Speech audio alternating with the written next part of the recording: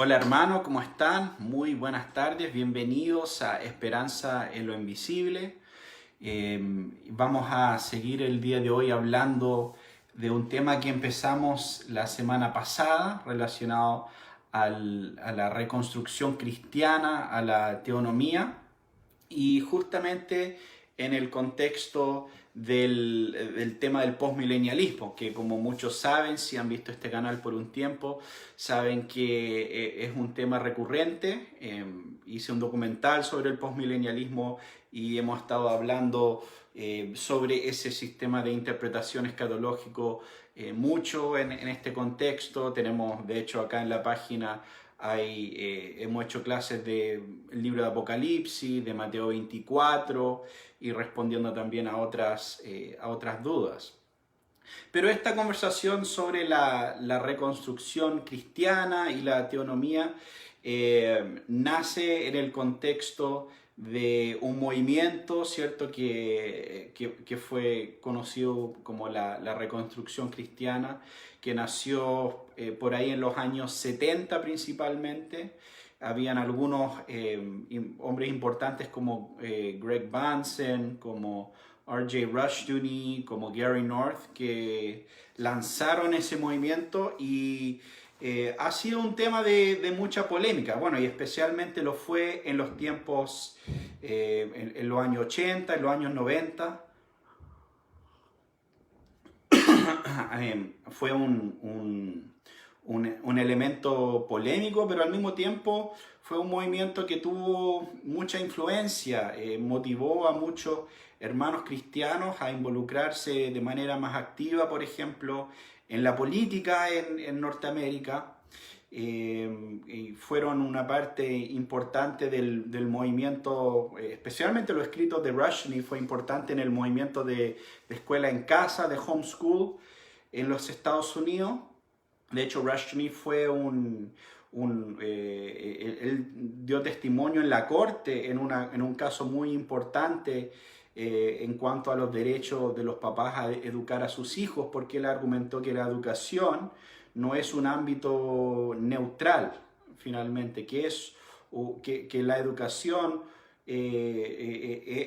es autónoma o finalmente es teónoma. O sea, finalmente somos educados partiendo del conocimiento de Dios y a través de conocer a Dios conocemos todas las otras cosas, o partimos una educación humanista como el hombre de centro, por así decirlo. Entonces fueron personas muy importantes, escribieron muchos libros, pero ese movimiento de cierta manera murió. O sea, Rushdoony murió, David Chilton, Greg Bansen y David Chilton fallecieron bastante jóvenes. Creo que los dos tenían como 40 y tantos años cuando fallecieron, pero aún así escribieron obras importantes. Y para muchos, en muchos aspectos, creían que estaba muerto, por así decirlo, la teonomía y el reconstruccionismo. Pero ahora sí llevan de cierta manera la sorpresa que muchos están leyendo estos libros, muchos están siendo influenciados por los escritos de estas personas. Y por eso ha sido bastante interesante, por ejemplo, el artículo que escribió Estudios Evangélicos y que publicó la semana pasada, y eso es lo que estábamos viendo, donde atacaron al tema de la reconstrucción cristiana y la teonomía. Pero también han habido otros artículos escritos al respecto. De hecho, hoy día justamente estaba leyendo un artículo en inglés de The Gospel Coalition, de la Coalición por el Evangelio, que también publicó ahora creo que hoy día o hace poco, un artículo en contra de la teonomía. Y entonces uno se empieza a preguntar, bueno, si Bansen, si Rushdoony, si todos estos hombres han estado muertos tanto tiempo, ¿por qué todavía es tema polémico? ¿Por qué todavía se está hablando de estos temas? Y obviamente es porque no son tan fáciles de descartar, por así decirlo. Y especialmente en los tiempos de hoy, donde hay muchos ministros y hay muchas iglesias que no saben qué hacer ante una cultura anticristiana, no saben cómo responder y darle una respuesta al mundo en cuanto a cómo debemos vivir, qué es lo que Dios demanda de las naciones, qué es lo que Dios demanda de las sociedades. Y cómo una sociedad, cómo una nación puede vivir y actuar de tal manera que honra a Dios. Esas son preguntas que quedan para muchos cristianos sin respuesta. Y es por eso que sigue tan importante el estudiar a estas personas y seguir esta conversación, por así decirlo. Entonces, la última vez, como mencioné, estábamos viendo por este artículo y también mencioné que el artículo, y realmente todos los artículos que he leído en contra de la reconstrucción cristiana o en contra de la teonomía, inevitablemente tienen que atacar el postmilenialismo. Ahora, depende un poco del nivel de conocimiento del autor de esos artículos. Si son personas que conocen de la historia de la iglesia, atacan el postmilenialismo, pero lo hacen de una manera muy rápida e intentando pasar rápidamente por esa sección, porque saben que si se quedan ahí mucho tiempo, inevitablemente vamos a tener que empezar a mostrar o hablar de todos los grandes teólogos en la historia de la iglesia que han sido postmileniales. Y rápidamente se le desarma el discurso de que todo esto simplemente es un grupito sectario que no tiene ni idea de la historia de la iglesia y que inventaron todas estas cosas nuevas. Porque hay un montón de grandes teólogos que han sido postmileniales, pero aún así, hasta ahora no he conocido ninguno que pueda evitar la tentación, ¿cierto?, de atacar al postmilenialismo junto con atacar a la reconstrucción cristiana. Y este artículo de Estudios Evangélicos en ese sentido no es la excepción. Entonces, bueno, donde terminamos la última vez, justamente estaba atacando este tema del postmilenialismo. Y este párrafo, voy a leer el último párrafo que estábamos viendo la semana pasada. Dice: el uso arbitrario del tema de Estado que hacen los reconstruccionistas proviene de la escatología postmilenial que los caracteriza, en contra de la visión amilenialista o promilenialista de algunos teólogos reformados como Berkhoff y Spikeman. Los reconstruccionistas creen que el mundo se moverá paulatinamente hacia una cristianización general que hará posible que los reconstruccionistas procedan a restaurar la ley mosaica en todo el planeta. Y con ella una especie de gobierno de profetas encargado de imponer la ley a un pueblo por lo demás obediente a ella. Así, al regresar Cristo por segunda vez, encontrará ya la nueva Jerusalén a punto, nada más para cortar el listón de inauguración. Entonces quiero, como ven, no es solamente un ataque en contra un grupito que son los reconstruccionistas, es un ataque en contra el postmilenialismo y lo caracteriza como si nosotros creemos que cuando Cristo vuelva la nueva Jerusalén va a estar listo, solo hay que cortar el hilo, ¿cierto? Y inaugurar la gran ciudad. Obviamente esto es una exageración, esto es un comentario medio burlesco, porque eso no es la visión postmilenial en cuanto al futuro de la iglesia, porque nosotros, si bien creemos que el mundo será cristianizado, si bien creemos que las naciones van a ser cristianas, eso no es lo mismo que creer que van a ser perfeccionadas. Porque no sé de ustedes, pero yo conozco muchos cristianos imperfectos. De hecho, yo soy uno de ellos. Y en ese sentido, si toda una nación es cristiana, obviamente esa nación va a estar compuesta por hombres y mujeres imperfectos. Porque nosotros creemos que el pecado y la muerte va a continuar hasta que Cristo vuelva. Y nosotros como cristianos estamos en un proceso de santificación. Estamos en un proceso progresivo de santificación a través de nuestras vidas, pero aún así estamos siendo perfeccionados, aún así estamos pecando, por así decirlo. y hay cosas en nuestras vidas que tienen que ser moldeados. Y para el mundo esto a veces esto se ve ridículo y a veces nos acusan de creernos los perfectos y todo lo demás. No sé, para usar un ejemplo actual, probablemente muchos vieron el video del pastor, ¿cierto?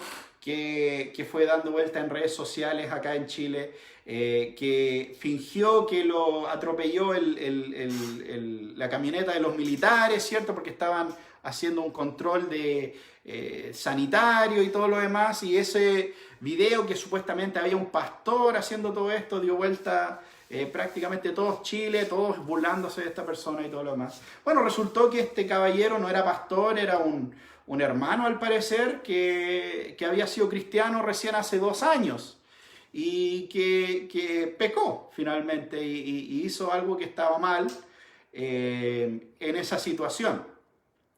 Pero esa es la realidad de la condición humana.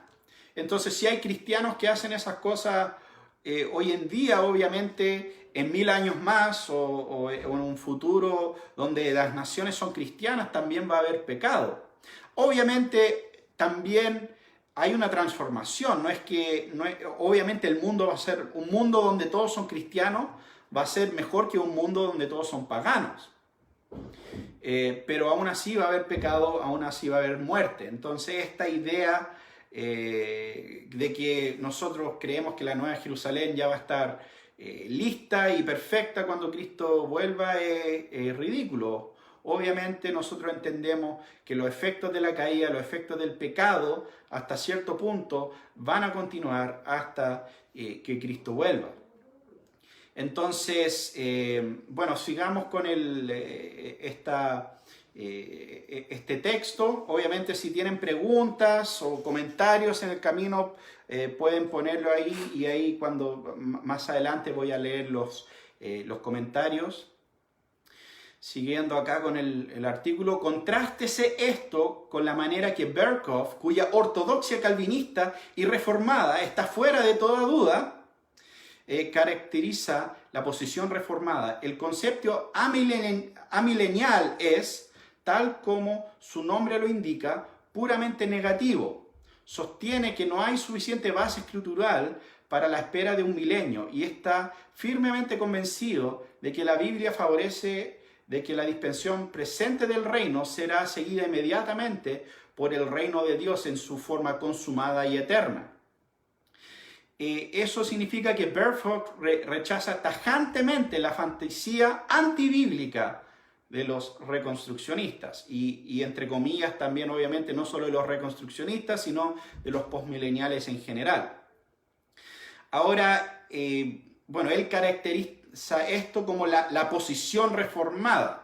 Y de hecho comenté la semana pasada que originalmente él había dicho que el amilenialismo simplemente es la posición reformada. Después cambió una parte del texto, obviamente no cambió esta parte específicamente, pero dice que no hay suficiente base escritural para la espera de un milenio. Y eso es un poco irrelevante porque los postmileniales modernos, la mayoría de ellos creen que estamos en el milenio ahora, al igual que los amileniales. Es solo que creemos que en la parte posterior o los días postreros del siglo presente, del milenio, vamos a ver un tiempo glorioso para la iglesia acá en la tierra, que la iglesia va a ser victoriosa y exitosa en discipular las naciones en ese sentido. Entonces no se trata de dividir en 2 eras necesariamente el siglo actual, sino que el siglo actual no es algo estático, no es algo plano, por así decirlo, sino que es algo que se está moviendo en una dirección, ¿cierto? Y que se está moviendo de manera lentamente hasta que la tierra esté llena de la gloria de Dios, hasta como las aguas cubren el mar. Es un trabajo, es una obra progresiva que Dios está haciendo en la historia. Entonces, en ese sentido, es como el ejemplo que Jesús mismo, nuestro Señor, dio del reino. dijo que, que el reino de Dios era como una semilla de mostaza. Entonces, obviamente, ¿en qué momento la semilla se convierte en un árbol? No hay un día exacto, ¿cierto?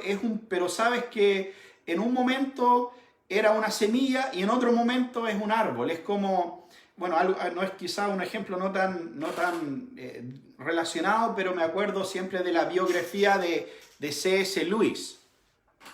Y él habla de su conversión al cristianismo en su biografía. Y él básicamente dice, no sé el momento exacto que pasó, pero lo único que sé es que un día dado me subí al tren en un lugar y no era cristiano, y cuando me bajé en la estación era cristiano, ¿cierto? Y de esa misma manera no estamos hablando de dos eras, sino que estamos hablando de algo donde en un momento el mundo está como está, y progresivamente, y el día, no nos vamos a dar ni cuenta el día que ocurrió este cambio, sino que el mundo algún día las naciones, va a haber paz entre las naciones van a ser cristianizadas, porque es un proceso lento y progresivo. Y eso es muy importante porque es muy diferente a la visión premilenial y amilenial en ese sentido.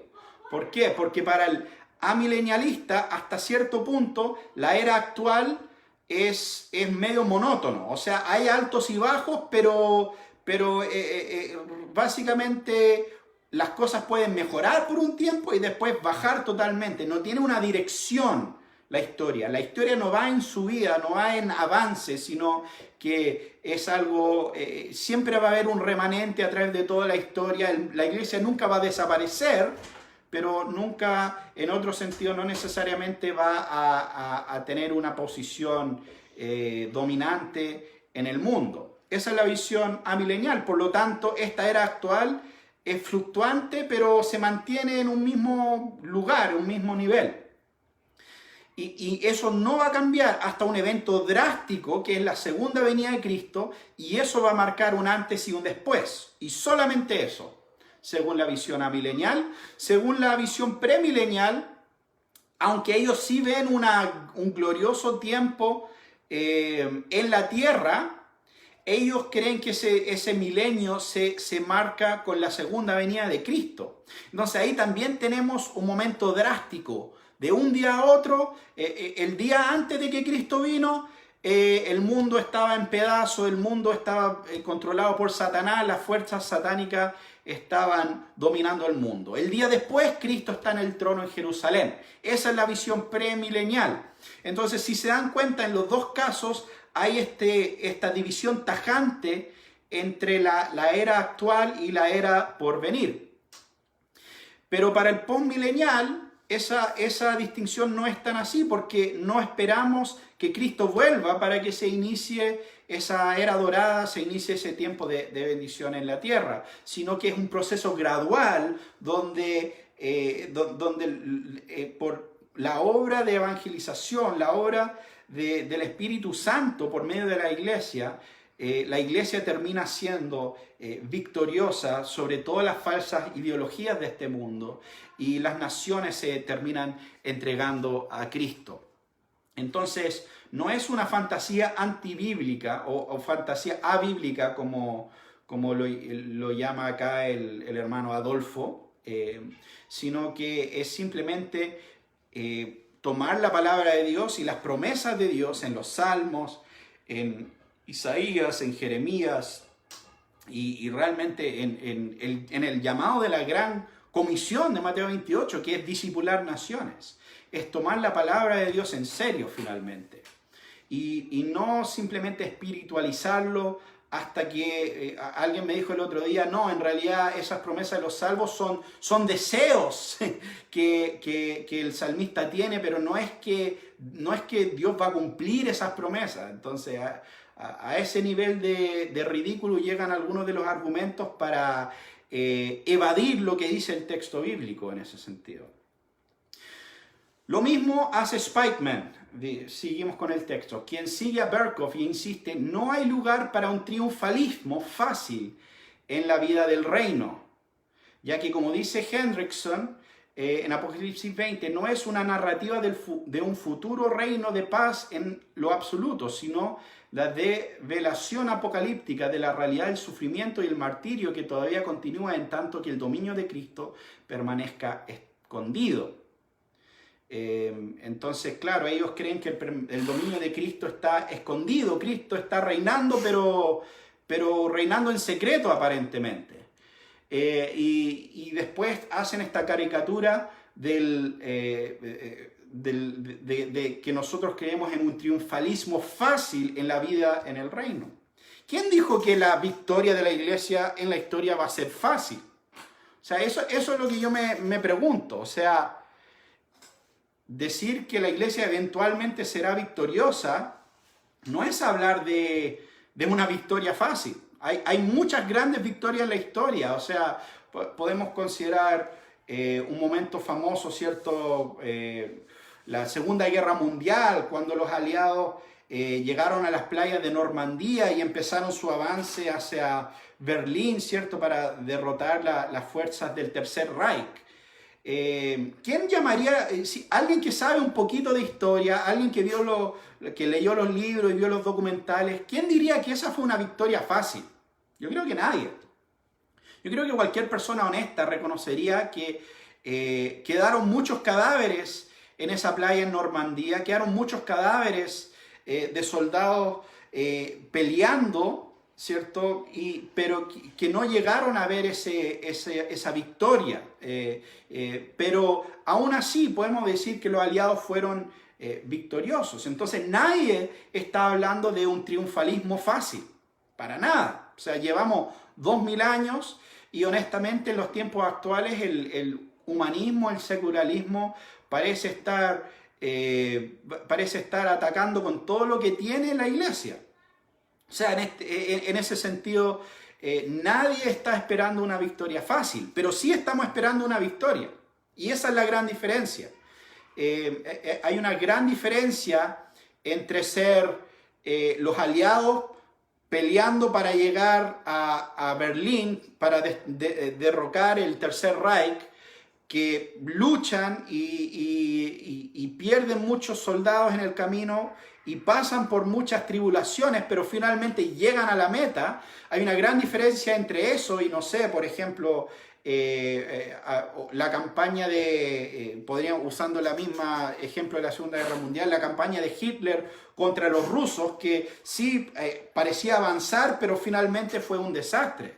Finalmente terminó en una derrota. Y eso, la visión de la iglesia para los amileniales y para los premileniales, antes de que Cristo vuelva en la historia, es básicamente esa. Es que sí, puede que avance la iglesia, puede que tenga algunas victorias por aquí y por allá, pero tarde o temprano todo se va a derrumbar. Tarde o temprano el enemigo va a ganar. Tarde o temprano nos vamos a dar cuenta que Satanás es el que gobierna sobre el siglo actual. Satanás es el príncipe del mundo y él nos va a hacer recordar eso, y solo la intervención directa de Cristo en la historia va a cambiar eso. Esa es la visión amilenial y premilenial. Pero la visión postmilenial es, no, vamos a pasar vamos a pasar por dificultades, vamos a pasar por tribulaciones, estamos pasando por tribulaciones, nuestros hermanos en China, en Irán, están pasando por eso, pero finalmente esas tribulaciones no van a ser en vano. Finalmente futuras generaciones van a poder gozar de los frutos del trabajo de los hermanos en Irán hoy día. Algún día Irán va a ser para Cristo. Algún día la iglesia va a derrotar la falsa ideología del Islam. Algún día en China la iglesia va a derrotar la falsa ideología del comunismo. Y la iglesia va a estar al lado correcto de la historia y nuestros enemigos van a estar del lado equivocado de la historia. Eso es lo que enseñan las Escrituras, vez tras vez. Pero lamentablemente para muchos cristianos es al revés, justamente. Los que ganan en esta vida son los enemigos de Dios. Entonces, bueno, el artículo acá sigue y dice: la apelación a la soberanía de las esferas de Kuyper por los reconstruccionistas es fútil e inconsistente, pues ignora los conceptos de positivización, desarrollo histórico, diferenciación de esperas e individuación. Además, rechazan que exista una ley natural que sea vinculante para todos los hombres. Ahora, este es un punto que quiero tocar un poco, el tema de la ley natural. Porque es verdad que en el pensamiento clásico católico romano y también el pensamiento clásico reformado, es fuerte este tema de la ley natural. Y de que las naciones finalmente se rigen por la ley moral de Dios, que lo pueden hasta cierto punto entender y percibir por la luz de la naturaleza, en ese sentido. Y quiero decir, bueno, una cosa que quiero decir sobre eso es que yo no estoy necesariamente complicado con la idea de la existencia de una ley natural en ese sentido. Porque el hecho de que por la revelación natural los hombres pueden conocer algo, ¿cierto?, de lo que Dios requiere, yo no tengo problema con la existencia hasta cierto punto de una ley natural y de la ley moral. El problema tiene que ver con la suficiencia, y ahí yo creo... obviamente hay diferentes reconstruccionistas, lo abordan de diferente manera en cuanto a la ley natural, pero el problema es decir que eso es suficiente para dirigir las naciones. O también un problema es poner la ley natural en competencia con la ley, con la ley dada directamente por Dios en ese sentido. Entonces, obviamente si Dios le da a su pueblo la ley, ¿cierto? Si le da a Israel la ley, no va a violentar la ley natural, ¿cierto? Entonces, cualquier concepto que tenemos de ley natural, no lo podemos poner como contraparte de la revelación de la revelación directa de Dios, porque eso sí que sabemos que viene de Dios, más allá de una formulación filosófica. Y a todo esto hay muchas teorías de ley natural y muchos filósofos que tienen teorías en cuanto a cómo se entiende estos conceptos de ley natural y cómo podemos derivar estos principios. Obviamente, si empezamos a poner a la ley de Dios en conflicto con la ley natural, tenemos un grave problema. Y no solo eso, el hecho es que para los paganos, el hecho que digamos que algo es ley natural o que citemos un versículo bíblico, para ellos da lo mismo hasta cierto punto. Van a rechazar a las dos. Si nosotros le decimos que los hombres son hombres y las mujeres son mujeres por la ley natural, o les decimos que los hombres son hombres y las mujeres son mujeres porque la Biblia lo enseña, van a rechazar hoy en día las dos cosas. Me llamó mucho la atención, estaba escuchando una entrevista de Albert Mohler, que es el presidente del seminario principal de la Convención Bautista del Sur en los Estados Unidos. Él estaba entrevistando a un teólogo llamado Carl Trueman sobre su nuevo libro. Y en un momento Mohler dijo algo muy interesante que quería leer justamente sobre este tema de la ley natural. Y que creo que es relevante para gran parte de esta conversación. Y voy a leer la cita de Mohler. Dice, bueno, esta entrevista está en inglés, pueden encontrarlo en internet, pero esto es la traducción de lo que dijo Al Mohler. Dijo: estoy tentado a raíz de ese comentario a saltar al final de tu libro. Otra vez hay una confluencia entre tu proyecto en este libro y uno de mis proyectos principales en la actualidad, que llega al tema de la ley natural y a todo esto estoy de acuerdo con eso, pero no por la razón que muchos de nuestros amigos católicos romanos tradicionalistas celebrarían, ¿sabes? La idea que tienen muchos apologistas católicos romanos y teólogos morales de los últimos, digamos, 100 años, que existe una tercera manera de argumentar, y creo que el argumento de la tercera vía ha desaparecido de la sociedad general. Hay tantos amigos católicos que dicen que no puedes argumentar desde las Escrituras, y pienso en personas que tú y yo conocemos bien y que respetamos y que son nuestros amigos. Hace 10 años estaban argumentando que no deberías hacer argumentos explícitamente teístas, debes argumentar desde la ley natural. Y lo único que quiero decir es, ¿dónde está algún juez federal que cambió de parecer gracias a la teoría de ley natural? ¿Dónde está alguna figura intelectual importante en los Estados Unidos que ha evitado afirmar el matrimonio igualitario gracias a la ley natural? Quizás pudiese desear que eso fuese cierto, pero no creo que es así. Entonces, volviendo a Nietzsche, creo que Nietzsche dijo, claro, las opciones finalmente son o teísmo o nihilismo. Entonces, lo que me quiero enfocar en ese comentario de Albert Mohler, que a todo esto no es teonomista, mucho menos Carl Trueman, es que ¿de qué sirve argumentar tanto desde la ley natural, desde un concepto filosófico, que simplemente va a ser rechazado de igual manera por los paganos? Y en cambio, cuando podemos decir, por ejemplo, que el aborto está mal porque la palabra de Dios lo dice, eso es mucho mejor que simplemente intentar hablar de teorías filosóficas de ley natural, en mi opinión. Y finalmente el mundo está rechazando las Escrituras y estas teorías de ley natural. Entonces se vuelve un poco ambiguo en cuál es la utilidad de hablar de ese concepto, especialmente cuando hay un montón de diferentes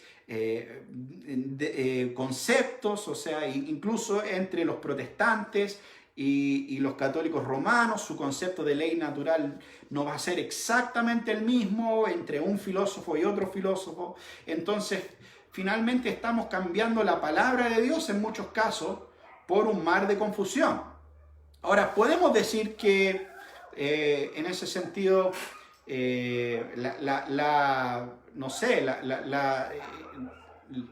las personas al desobedecer esto y lo otro, al decir que los hombres pueden ser mujeres y las mujeres pueden ser hombres, están violentando la ley natural, claramente. Pero lo más profundo es que están violentando la ley moral de Dios, finalmente. Y eso es lo que está de fondo. ¿Y cómo podemos saber eso claramente? Yendo a las Escrituras. Porque las Escrituras nos dicen claramente que un hombre es un hombre y una mujer es una mujer, por ejemplo. Ok, ahora vamos a seguir en el artículo. Dice, la positivación de la actividad de los legisladores cristianos al interpretar la equidad general requieren las leyes divinas y el sentido común para poder aplicarlas a las cambiantes circunstancias históricas. Esta dinámica del derecho es totalmente rechazada por los cristianismos, por los reconstruccionistas. Falso, ya la semana pasada hablamos de eso. Los reconstruccionistas creen en un concepto de equidad general. Y en ese sentido, el único que posiblemente podríamos decir que rechazó la confesión de Westminster en ese punto, hasta donde yo sé, es Rushdoony, pero todos los otros reconstruccionistas no rechazaban a Westminster en cuanto a este concepto de la equidad general, y en cuanto al reconocer que las circunstancias también afectan cómo se debe aplicar la ley. Como dije la semana pasada, si la ley de tener una reja básicamente en tu techo, que está en el Antiguo Testamento, no va a ser aplicable para alguien que tiene un techo como la mayoría de las casas modernas, donde no hay una terraza arriba. Obviamente en mi casa no tenemos una reja alrededor una baranda, ¿cierto?, alrededor del techo, pero esa ley, la equidad general de esa ley puede aplicar en otras circunstancias, porque básicamente está hablando de seguridad, está hablando de que las personas son responsables por tomar medidas de seguridad en su propiedad, y cuando las personas vienen a su propiedad, ellos tienen cierta responsabilidad a que esto sea un lugar seguro, por así decirlo. Entonces, por ejemplo, esa ley podría aplicar si alguien tiene una piscina en su casa y podría poner una pequeña reja alrededor de la piscina para que los niños o los animales no se caigan al agua o no estén en el agua sin supervisión de un adulto. Eso sería aplicar la equidad general de la ley y nadie tiene un problema con eso.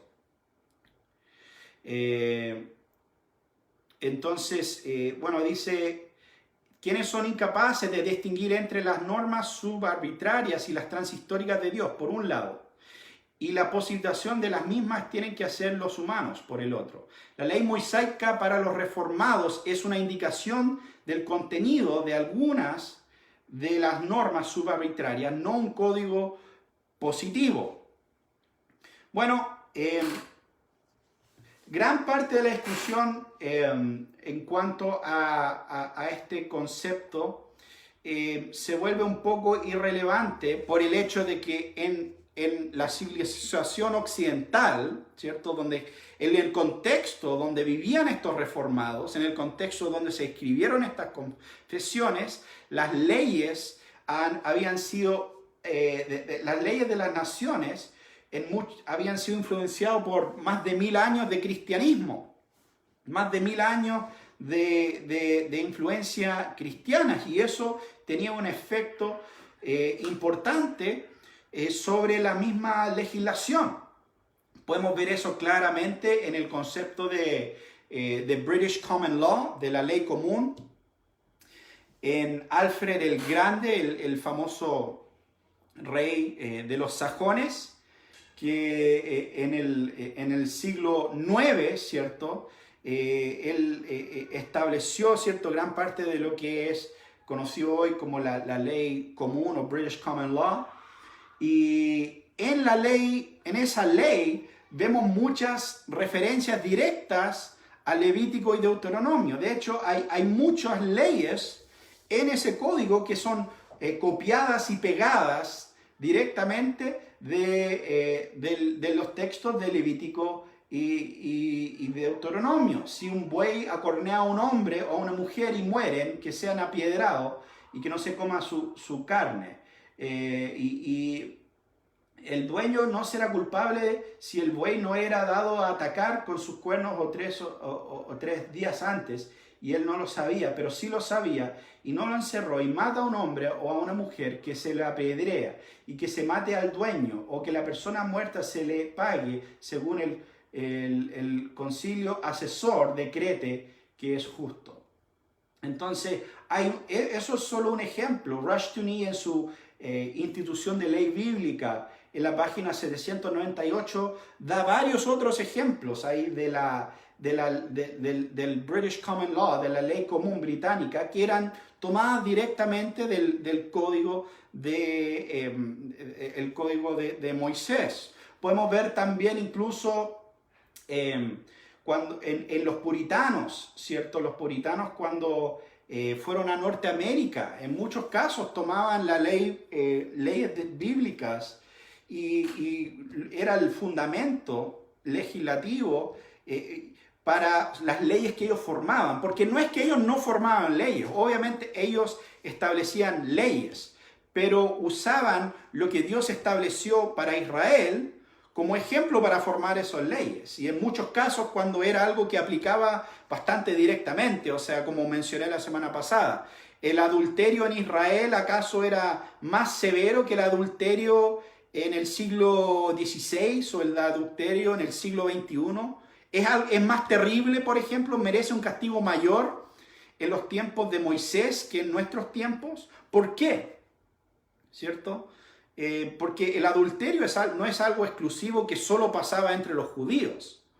Era un problema que va más allá. Entonces, ahí es donde para los cristianos modernos se vuelve un poco complicado el asunto, porque eso se aleja mucho de los estándares modernistas. Y incluso las personas que quieren tomarse la bandera de reformados y todo lo demás, cuando empezamos a hablar de ese tipo de temas, de pena de muerte, cuando empezamos a hablar de lo que dice la palabra de Dios específicamente en cuanto a casos específicos, las personas se empiezan a asustar. Entonces, en ese sentido, por ejemplo, una descripción del historiador George Marsden, que no es para nada teonomista ni reconstruccionista, pero es un historiador evangélico importante, reformado. Dice, desde la época de los puritanos hasta mediados del siglo XIX, el evangelicalismo americano estuvo dominado por una visión calvinista de una cultura cristiana. El Israel del Antiguo Testamento, una nación comprometida con la ley de Dios, fue el modelo para las instituciones políticas. Por lo tanto, el ideal cristiano era introducir el reino de Dios, un nuevo Israel, no solo en las vidas de los regenerados electos, sino también por medio de leyes civiles que refrenan el mal y transforman integralmente la cultura de acuerdo con la voluntad de Dios. Jonathan Blanchard también habló de un estado perfecto de la sociedad, que significa que la ley de Dios es la ley de la tierra. Había otro de estos, creo que era puritano también de Nueva Inglaterra, que lo cita Rushdoony también en su libro llamado John Cotton. No me acuerdo específicamente más información de él, pero John Cotton hace un comentario que me parece muy relevante a esta conversación. En cuanto a leyes justas, en cuanto a la justicia y todo lo demás. Y John Cotton dice lo siguiente, dice, mientras más la ley huele a hombre, más inútil. Mientras más la ley huele a hombre, más inútil. Entonces, entre más nos empezamos a alejar de lo que Dios ha escrito en su palabra, mientras más, como decía un amigo, estiramos el chicle, ¿cierto? Y nos ponemos creativos y nos alejamos de lo que Dios estableció, más humanista, más pervertido va a ser esa legislación en ese sentido. Obviamente, como ya dije, eso no significa que hay que adaptar ciertos aspectos y aplicar los principios que están ahí a la situación actual, pero no de una manera que termina pasando por alto, porque eso es lo que pasa muchas veces, la ley misma que Dios dio en ese sentido. Y también quiero leer algunas citas de personas, porque muchas veces, incluso hoy día estaba leyendo comentarios de hermanos que decían, no, estos reconstruccionistas realmente no son reformados, no son los verdaderos reformados. Este mismo artículo, ¿cierto?, tiene el título, es compatible la posición política reconstruccionista con la política reformada. Lo más irónico de todo es que el autor de este artículo no tiene ni siquiera la visión reformada de Calvino y de otros, sino que tiene una versión bastante modificada también. Entonces, si quiere definirlo en términos, en maneras rígidas, él no tiene una visión reformada en ese sentido, pero acusa justamente de eso a los reconstruccionistas. Pero quiero leer una cita de Thomas Cartwright, que era un teólogo que escribió en los tiempos cerca de la formulación de la Confesión de Westminster y lo demás. Y él dijo lo siguiente en cuanto a la ley judicial, aunque hay algunas tienen que ver específicamente con la región en la que fueron dadas, con el pueblo al cual fueron dadas, el príncipe y el magistrado, tomando la substancia y la equidad de estas, así como la médula, puede cambiar la circunstancia de tal como requieren los tiempos, lugares y formas. Las circunstancias de estas...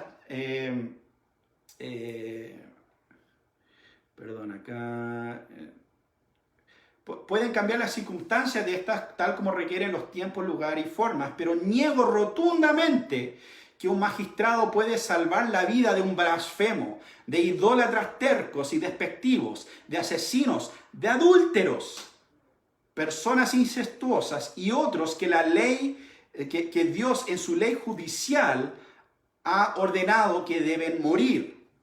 También estoy listo para demostrarlo si me preguntan.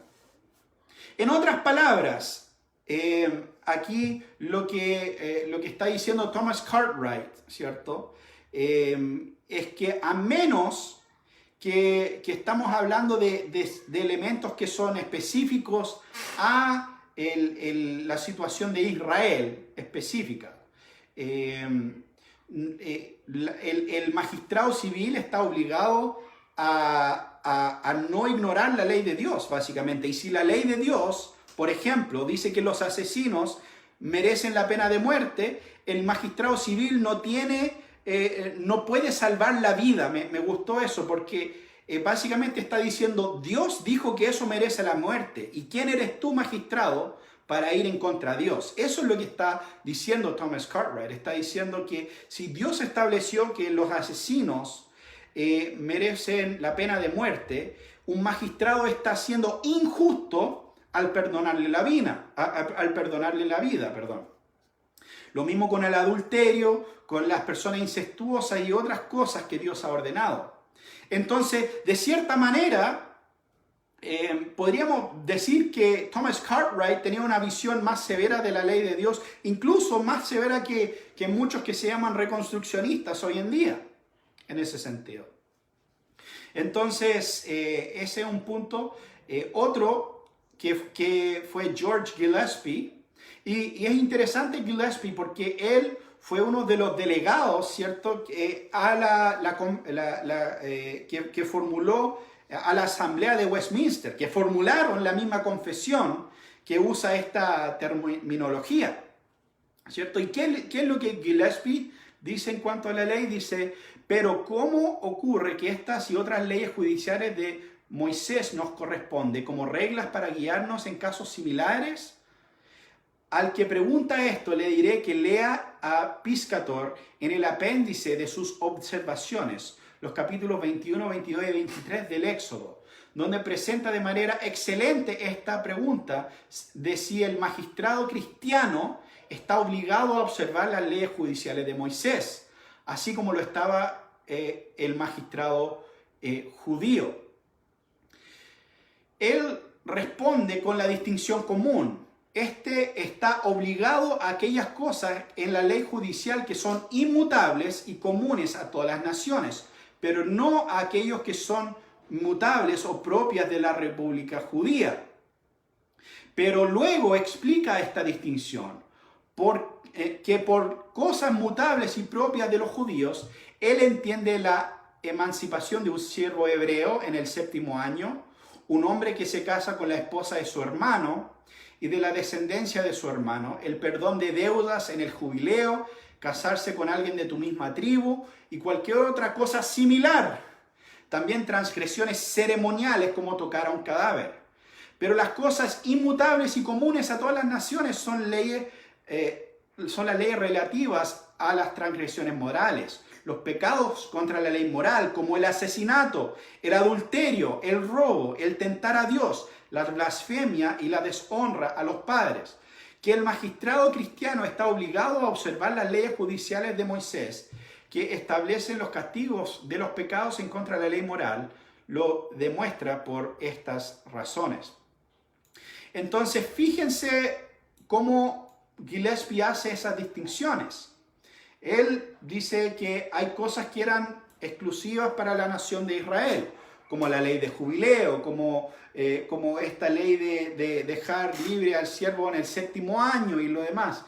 Y, wow, irónicamente los reconstruccionistas están de acuerdo con él en los ejemplos que él da. Esos también nosotros creemos que fueron elementos limitados a Israel. Entonces, por lo menos en lo que se cita ahí, no hay ninguna discrepancia con Gillespie, uno de los miembros de la Asamblea de Westminster, en este punto. Y de hecho, y es irónico porque aquí, ¿cómo se llama? Estudios evangélicos, que supuestamente son los representantes de la ortodoxia reformada, de la posición política reformada, están en desacuerdo con Gillespie, están en desacuerdo con Thomas Cartwright, pero siguen diciendo que ellos son los verdaderos reformados. Ahora, a mí no me interesa quién son los verdaderos reformados. Simplemente estoy demostrando que es un argumento absurdo y extremadamente simplista, especialmente considerando que la gran mayoría de los reformados no creen que las cosas que merecían la muerte en el Antiguo Testamento merecen la muerte hoy en día, aunque son temas claramente morales. El adulterio es un tema moral, no es un tema ceremonial, por ejemplo, no es un tema que estaba solo ligado a la nación de Israel, pero aún así, la mayoría de los reformados diría que no, eso no rige ahora. O dicen otra cosa, dicen que puede que el magistrado castigue el adulterio, pero no de la manera que Dios dice en su palabra. Puede hacer cualquier otro castigo. Y ahí es donde yo tengo uno de los problemas más, en lo personal, más grandes con la interacción que he tenido con muchos que dicen representar la postura reformada en este punto, porque dicen, no, o sea, el magistrado civil tiene una cierta libertad de castigar como le parece bien.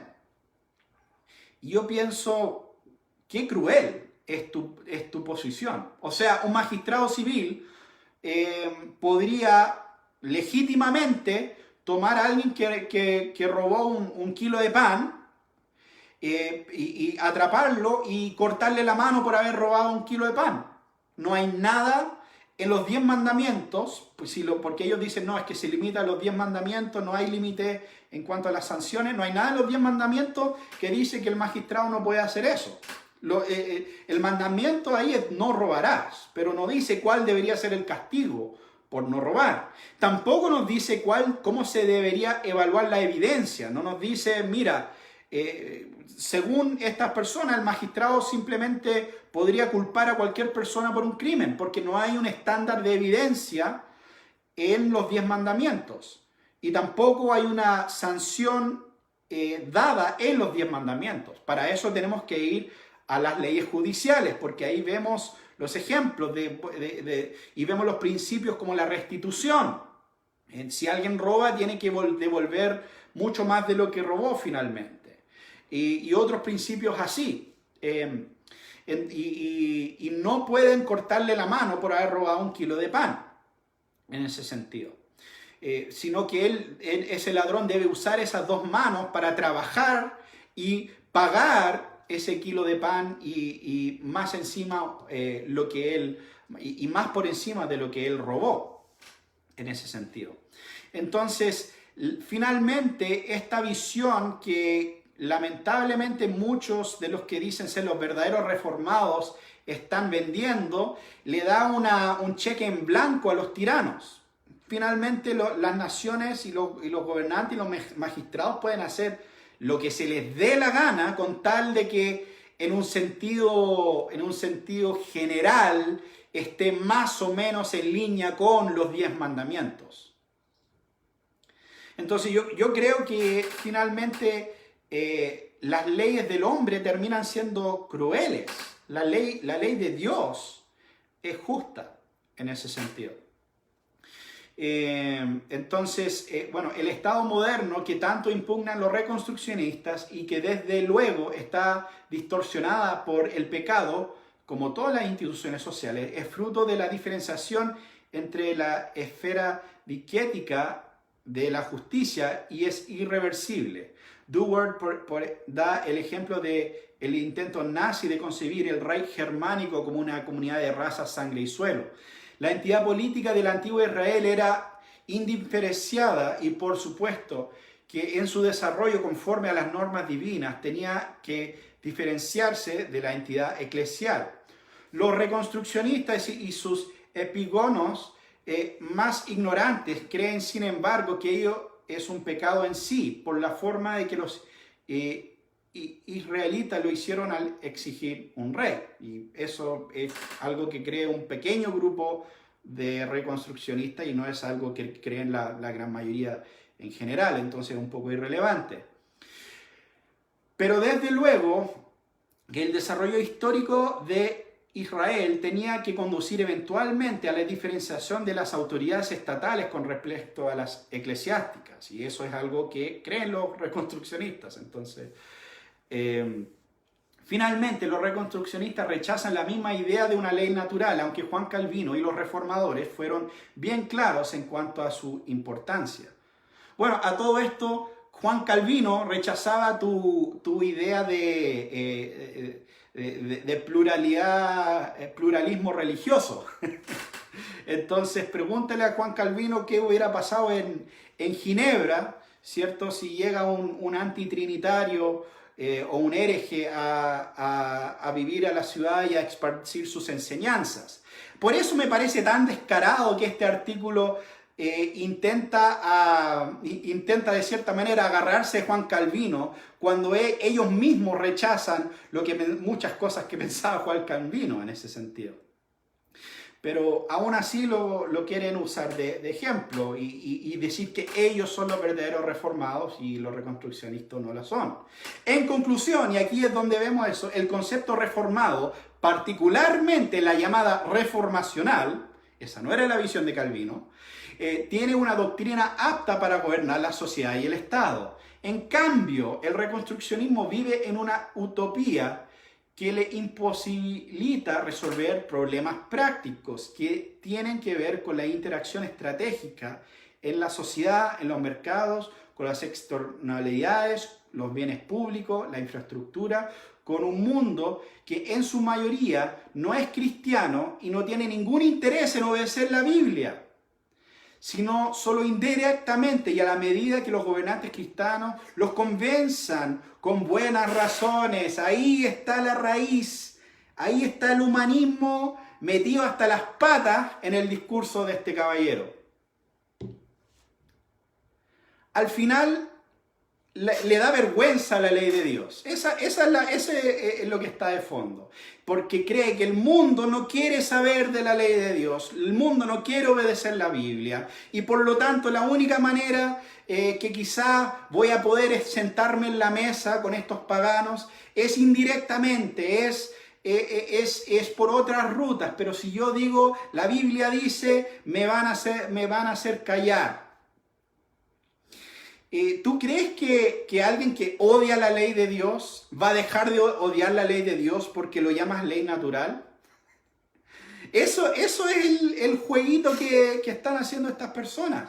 Y finalmente, ¿por qué atacan tan tajantemente a los reconstruccionistas? Porque creen que los reconstruccionistas les están embarrando la estafa, básicamente. Están dando a luz la realidad que la palabra de Dios dice estas cosas y no es simplemente un concepto abstracto filosófico de ley natural. Y por lo tanto, si la gente empieza a atacar a los reconstruccionistas, ellos van a perder su puesto en la mesa y ellos de cierta manera van a caer junto con los reconstruccionistas. Ese es el temor real. Ellos quieren afrontar de esto de una manera pragmática en su sentido. Ellos quieren hacer tregua con los enemigos de Dios. Ellos quieren encontrar la tercera vía y quizás caer en el lado bueno de estos paganos que odian a Dios. Y ahí está el fondo del asunto. Y después nos acusan a nosotros de finalmente estar en contra de la postura reformada en ese sentido. Me encuentro bastante irónico y triste esta conclusión. Finalmente, ¿cuál es el problema para esta persona? que el mundo en su mayoría no es cristiano y no tiene interés en obedecer la Biblia. Entonces, ¿de qué nos sirve citarles la Biblia si ellos no lo quieren obedecer? Entonces tenemos que jugar según las reglas de ellos. Tenemos que dejar la palabra de Dios a un lado. Y esto, hermanos, por eso es tan importante estos temas. Por eso es tan importante la visión postmilenial, porque nosotros nos vamos a ir de rodillas a los paganos, pidiendo las migajas que caen de la mesa, pidiendo por favor, danos un puesto, déjanos sentarnos con ustedes, déjanos darles algunas ideas por aquí y por allá, porque nosotros sabemos que eventualmente su sistema es un camino que lleva a la muerte. Sabemos que finalmente su humanismo se está cayendo a pedazos. No vamos a empezar una rebelión, no vamos a empezar una revolución. Vamos a lentamente ser fiel a la palabra de Dios en el contexto, en el lugar que Él nos ha puesto. Y en el largo plazo vamos a ser victoriosos. Quizás no va a ser hoy, quizás no va a ser mañana, quizás va a ser en 100 años, quizás va a ser en 1000 años, no importa. Esos son los tiempos de Dios. Pero nosotros somos pacientes y no vamos a ceder terreno a los enemigos de Dios. A diferencia de esta visión del hermano acá, reformacional, que finalmente está de rodillas a los paganos suplicando por migajas que se caen de la mesa. Entonces, esa es lo que está a la raíz de eso. Por eso también es tan importante el tema de la apologética presuposicional. La apologética de Van Til, que reconoció cómo el humanismo se había infiltrado tanto, incluso en el pensamiento cristiano en muchos sentidos. Y por eso también, en muchos sentidos, el reconstruccionismo es un debate sobre el presuposicionalismo también. Y por otro lado, aquí terminamos con un ataque en contra el postmilenialismo, que es de esperarse, ¿no? en un artículo como este.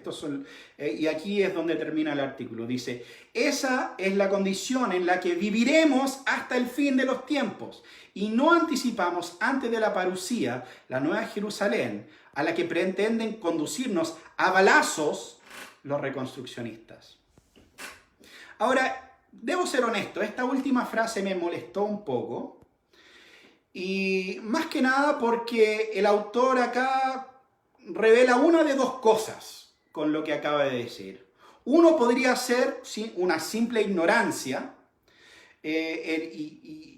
Yo creo, habiendo interactuado un poco con esta persona, que hay una gran cantidad de ignorancia en cuanto a los reconstruccionistas. Me costaría creer que el hermano ha leído un libro reconstruccionista. O sea, yo puedo decir con bastante certeza o bastante convicción que yo he leído más de Abraham Kuyper de lo que el hermano ha leído de los autores reconstruccionistas. Pero decir que los reconstruccionistas buscan traer la Nueva Jerusalén a balazos es una vil mentira. Es totalmente falso. Y de hecho yo creo que es algo totalmente reprensible, porque mira, incluso si no leíste un libro reconstruccionista, es solo cosa de interactuar con algunos hermanos, podrían corregirte rápidamente que nosotros no creemos que el reino llega a balazos. El reino no llega por medio de guerras, por medio de revolución, sino que llega por medio de la predicación del Evangelio, llega por medio de la iglesia haciendo su trabajo, llega por medio de cristianos en las diferentes esferas en las que Dios las ha puesto, siendo fieles y aplicando los principios del reino a todas esas cosas. No llega por medio de balazos. Entonces, que el hermano diga algo así realmente es reprensible, en mi opinión. Y el hecho de que estudios evangélicos, que supuestamente se cree un medio serio, un medio dentro del mundo neocalvinista de renombre e importante, es una vergüenza que publican esta basura. Pero bueno, esa es la situación en la que estamos. Y como aparentemente no están interesados en interactuar con personas de carne y hueso del otro lado, y ni siquiera están interesados en leer los libros de los autores correspondientes, esa es el tipo de basura que terminamos escuchando del otro lado. Entonces, bueno, este es el artículo de Estudios Evangélicos, lo pueden ver en la página. Se llama ¿Es compatible la posición política reconstruccionista con la posición política reformada? Y bueno, creo que respondimos a esa pregunta y pudimos también interactuar con algunos de los muñecos de paja que este caballero hizo. Y el autor de esto se llama Adolfo García de la Sierra Guajardo. Entonces él fue en quien publicó esto en Estudios Evangélicos. Muy bien, voy a ver algunos de los comentarios ahora, a ver algunas de las, si tienen alguna pregunta ahora, pueden escribirlos ahí en los comentarios. Un saludo a los hermanos que han ido escuchando y comentando acá. Saludos a Alejandro Esteban, ¿cierto? También al hermano Yeyo Jasper del sur, saludos. Aquí tenemos una pregunta de Simón Andrés Figueroa. Dice, saludos estimado, el Señor le bendiga. ¿Podrías explicar brevemente los elementos distintivos del reconstruccionismo y el teonomismo? Si es que no lo has hecho aún. Creo que hablé un poco de esto la semana pasada, pero mira, básicamente primero hay que diferenciar la reconstrucción cristiana del teonomismo. Porque la teonomía, teonomos, teos es Dios, obviamente nomos es ley, entonces la teonomía tiene que ver simplemente con la ley de Dios. Hay diferentes tipos de teonomía y todo lo demás, hay varias diferencias en cuanto a eso, es un campo más amplio. Pero los reconstruccionistas son teonomistas, pero no todos los teonomistas son reconstruccionistas. Entonces, algunos de los elementos, podríamos decir, de la reconstrucción cristiana, que fue, como dije al principio, yo no me considero reconstruccionista porque fue un movimiento específico. Reconstrucción Cristiana era una revista, finalmente, y había muchas personas que publicaron artículos en esa revista. Algunas de esas personas se les asociaría con el movimiento, otras personas simplemente eran teólogos reformados que no necesariamente están como asociados con el movimiento teonomista, pero de ahí es donde sale esa etiqueta. Pero básicamente algunos de los distintivos de este movimiento, de estas personas, es por uno una visión de la apologética vantiliana, ¿cierto? O suposicionalista, perdón. Entonces eso es todo un tema en sí que se podría hablar. Por otro lado, también hay una perspectiva postmilenial. Por lo general, los reconstruccionistas son postmileniales. Por otro lado, también esta visión pactual, ¿cierto? Entonces ven una continuidad, ¿cierto? Entre los pactos, porque uno de los elementos que es interesante muchas veces termina. Por ejemplo, en el artículo de la coalición del Evangelio es muy interesante porque terminó, el autor no solo estaba atacando la reconstrucción cristiana o el teonomismo, pero en algunas partes incluso estaba atacando la teología de pacto simplemente, porque el autor era bautista. Ahora también hay teonomistas o reconstruccionistas que son bautistas y que han sido muy influenciados, pero por lo general tienen la mayoría de los autores como Rushton y Bunsen y otros que tienen un concepto más de la teología de pacto reformado. Postmilenialismo, teología de pacto, presuposicionalismo, una visión como positiva del uso de la ley, podríamos decir. Esos son algunos de los elementos que se podrían distinguir, yo creo, del movimiento reconstruccionista. Ok, a ver, otra pregunta acá del hermano Enrique Albornoz Cano. Dice: ningún autor del reconstruccionismo ha escrito nunca semejante aseveración de traer el reino de Dios por la fuerza o a balazos. Todo lo contrario, basta leer a Rushdie para darse cuenta que solo la predicación del Evangelio y la demostración práctica del amor de Dios hará posible la extensión de su reino acá en la tierra. Eso es totalmente cierto. Y no solo eso, no solo los reconstruccionistas, es más, yo diría, por lo menos hasta donde yo he visto, ni siquiera los hermanos pentecostales que han tomado ciertos aspectos de la enseñanza de Rushdie, que a veces son tildados de dominionistas o otras cosas, ni siquiera ellos hablan de tomar a balazos el reino.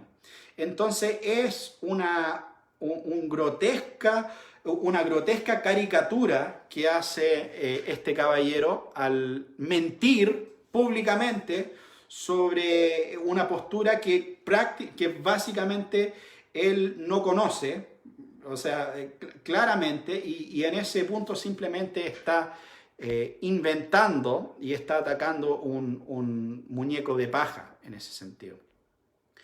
Ok, hermanos, bueno, si tienen alguna otra pregunta, pueden escribirlo acá en los comentarios, ¿cierto? Y también pueden ir diciendo si esto ha sido espero que esto ha sido de edificación.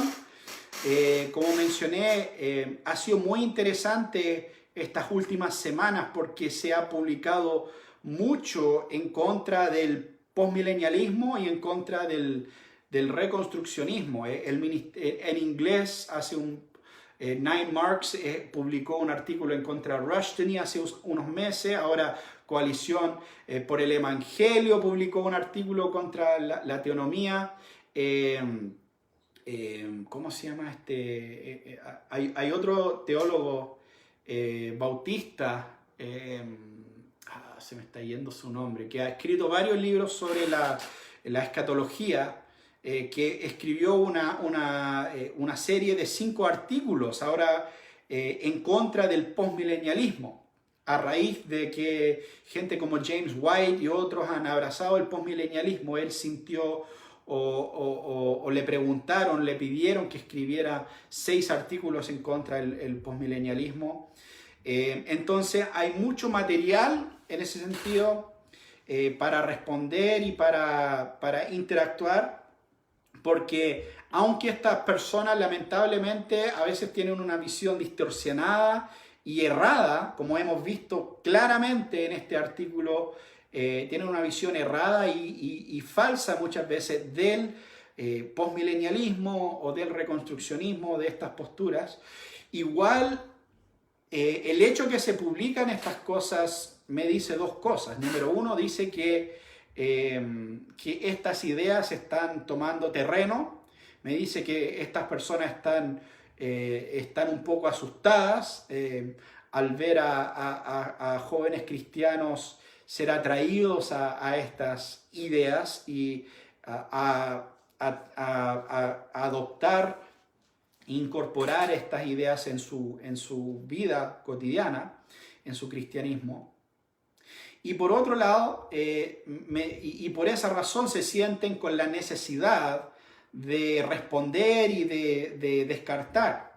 Pero claramente, cuando escucho muchas de estas respuestas, lamentablemente muchos de ellos no han interactuado en un nivel profundo con estas ideas, no han interactuado con los autores correspondientes, y por lo tanto, quizás en alguna clase en el seminario algún profesor le habló del cuco del reconstruccionismo, le habló de esta gente mala que existía en algún tiempo pero que ahora son irrelevantes.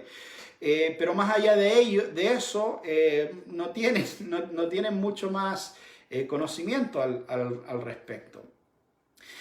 Pero tipo de artículos nos permiten la oportunidad de tiempos como este, de leer a estas personas, de interactuar con sus ideas, de traer corrección y presentar nuestra postura en ese sentido. Entonces, eso es lo que probablemente voy a estar haciendo en las próximas semanas. Yo creo que voy a seguir con algo como esto, quizás respondiendo al artículo de Coalición por el Evangelio. Lo que sí, esos textos están en inglés, entonces probablemente no voy a leer todo el texto como lo hice en este artículo, que era dentro de todo bastante corto y en español, sino que voy a quizás traducir algunos puntos específicos de estos artículos para tener una conversación al respecto. Y obviamente aprecio mucho si tienen preguntas, pueden ir escribiéndolas en los comentarios, incluso si hoy día no las alcanzamos contestar, podemos hablar de esto la próxima semana también y responder a sus preguntas de esa manera. Eso, hermanos, como veo que no hay más preguntas, muchas gracias a todos por estar acá, por su sintonía, que Dios les bendiga y nos vemos la próxima semana.